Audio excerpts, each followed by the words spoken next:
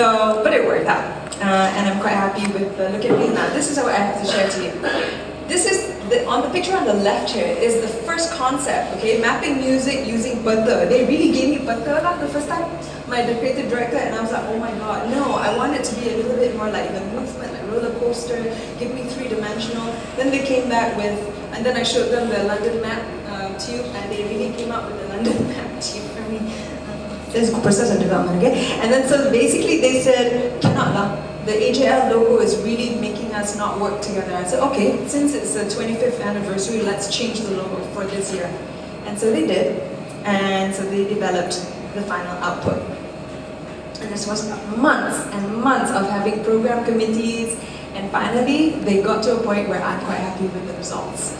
You know? So it really is about your vision and really making sure your vision comes through, and that's so important for you to understand. And so that's the set design, and then later on, that's like how things would look when you put in your semi-finalists and stuff like that. So it's really fun once you get to a level where you can start influencing people's minds. As a visual communicator, that's probably the fun thing.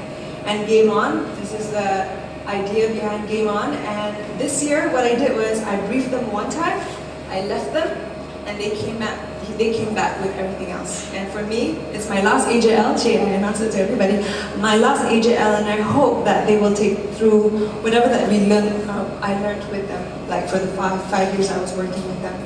And I really enjoyed that they created everything, and I'm so proud of them.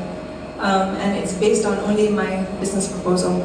And so now I am in the content of making business out of thinking, so now I come up with a concept and try to sell it to people.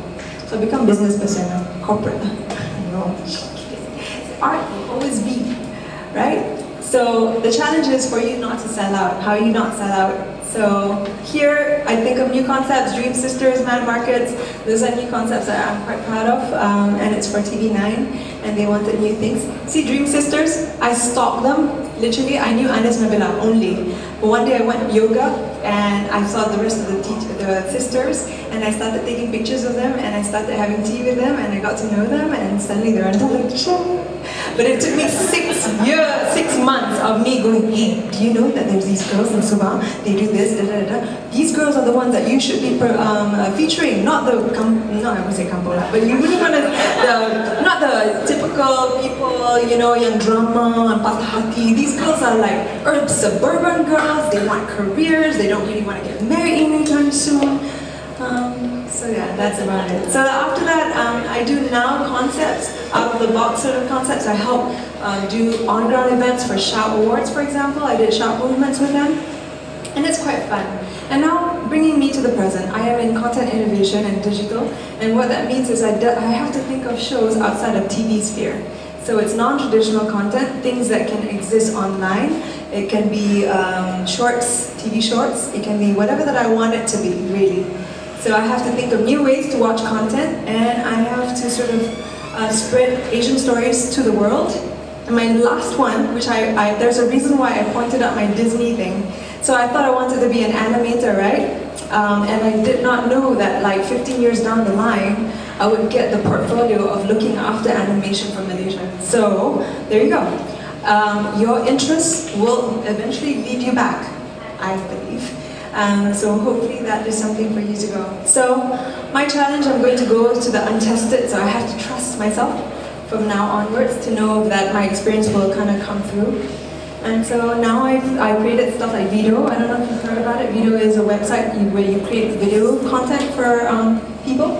And I send people to Fuji Rocks, for example. If you win the video, I send them to Japan. So Video was really cool because we got to bring Malaysian content to Japan. And I only started it last year.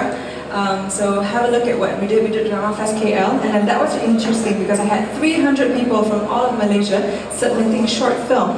And that was awesome because I got people from Goomba and Taipei and all that sending in their visuals that they created through mobile devices. And I'm proud to say that Malaysians want a lot more than what we think.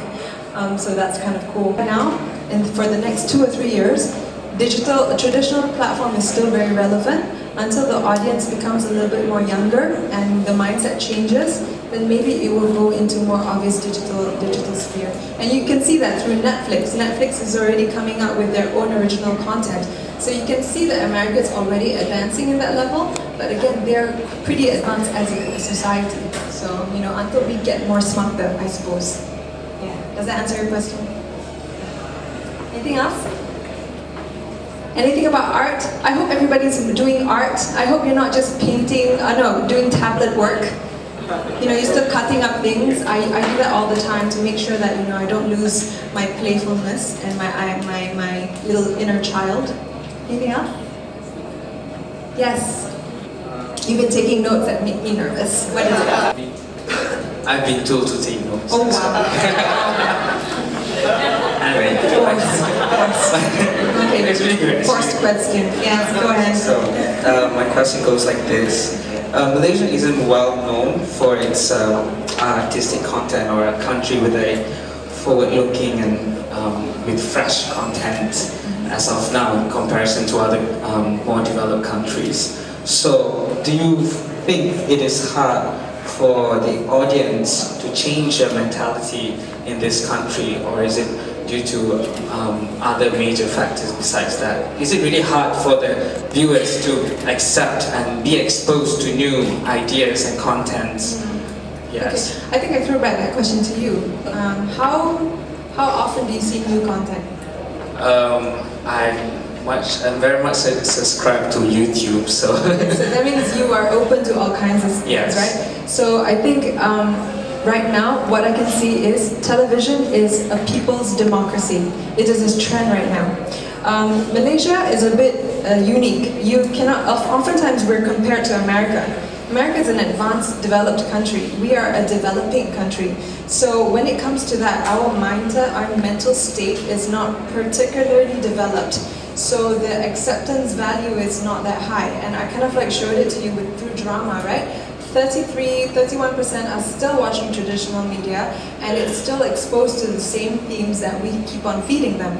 But it is not to say that we're not changing, is that I believe the younger people, the people of this generation, can have the power to change content. I wrote an article about this actually. It used to be the pyramid thing, where the top changes the bottom, right?